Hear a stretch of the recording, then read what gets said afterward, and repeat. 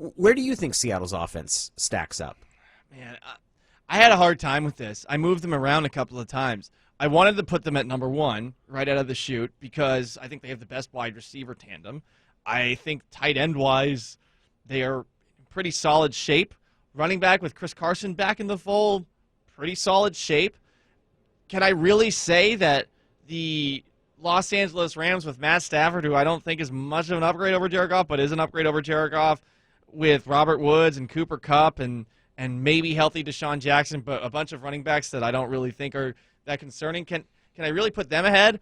And I wanted to say San Francisco, too, because, last year they barely had that group together. I know Danny's making a face right now, but Jimmy Garoppolo, if he's there with Deebo Samuel and with Brandon Ayuk for a full season, I think they only had, and Deebo said it, about 100 snaps together in totality offensively.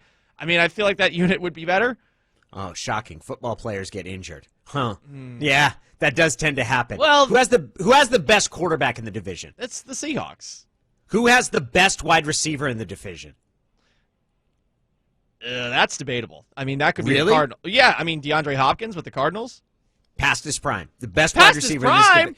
The best wide receiver in this division you can't say is he's DK past Metcalf. His prime. Yes, I can say DK Metcalf's the best. Prime. Past his prime? Man, he's past his prime. Oh, that guy produces every single year. He's a great player. You're not going to get me to say that about DeAndre Hopkins. I will accept an argument that DK Metcalf is better than Hopkins. I'll accept that. But past his prime, no, I can't go there. Okay. Who has the best tandem of wide receivers? If you're going to put is there another team that has a better combination of receivers than Lockett and Metcalf? Are Woods and Kupp better? No, though they're close. They're just AJ Green and DeAndre Hopkins. See, AJ Green's the guy that's got the fork stuck in him. AJ Green with the Arizona Cardinals, I think, is the one that makes that tandem definitely go down. And Deebo Samuel. I like that one a lot. I do. I think there's a lot of upside. I think it's better than Metcalf, who set the franchise record for receiving yards, and Tyler Lockett, who caught more passes than any receiver. No, but it's better. It's better than Kupp and Woods. Okay. Best tight end in the division is Kittle, right? Yes, George Kittle. Best tight end group. I'm not sure if it's Kittle. It's probably not Arizona, right? It's not, and it's not the Rams anymore either, because the Rams don't have Gerald Everett anymore. It's just Tyler Higbee, who is a good tight end, but I think clearly second fiddle in the division. Who's the best running back in the division? Well, Kenyon Drake's not even there anymore. Cam Akers Carson, is underwhelming. Right? And Akers. San Akers Francisco, is pretty good back. Ricky James. There's no one in San Francisco that really gets me going. So, yeah, Carson. So the team that has the best quarterback, the best receiving tandem, and the best running back doesn't have the best offense? Does it have the best offensive line? Well, that doesn't help my argument. Yeah, you're just gonna slide on by on that one.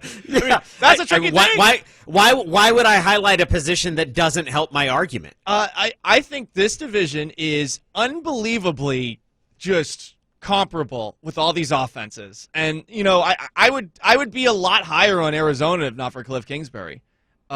Because of Cliff Kingsbury, I feel like holding Kyler Murray back. Because Murray should be clearly the second-best quarterback in the division. Yes, even over that of Matt Stafford. And yet, I don't think he took anywhere near the strides that some people were claiming he was mid-season when they had him in the MVP conversation. I would agree with you about him not taking strides. I think it's because he's banged up. I think my question about him, my biggest question about him is durability, man. Mm-hmm. And that's – everybody's talked about, hey, Russell Wilson opened up a new opportunity for shorter quarterbacks, and he did. The reality that smaller guys are more injury prone. That's not invented. Like, that's not that it is an asset to be a bigger dude at a position that gets hit like quarterbacks do, especially when they run around. I like Kyler Murray. I think Kingsbury's a fine offensive coordinator. I just don't like his game management. I just wonder about that offense. We were told that this air raid was going to take over the NFL that he was trying to bring in. And also, the other thing that you have to factor into with this offensive conversation, I don't know who's the top dog as far as offensive minds, Kyle Shanahan or Sean McVay, but those guys definitely take things up a level or two compared to what the Seahawks have right now. I think it's Shanahan, man. Shanahan's done it more places, right? I mean, you've seen And- it. You've seen what he did in Atlanta and what he's done there, even when guys get hurt.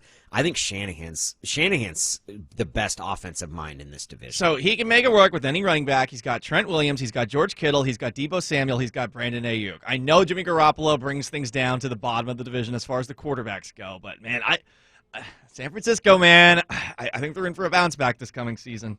Never in the history of mankind or the NFL, whichever you care about more, has a team with the worst quarterback in the division had the best offense in the division. It violates the fundamental rules of it. All right, Paul and I will keep yelling. Football's at a each team other. game, bro.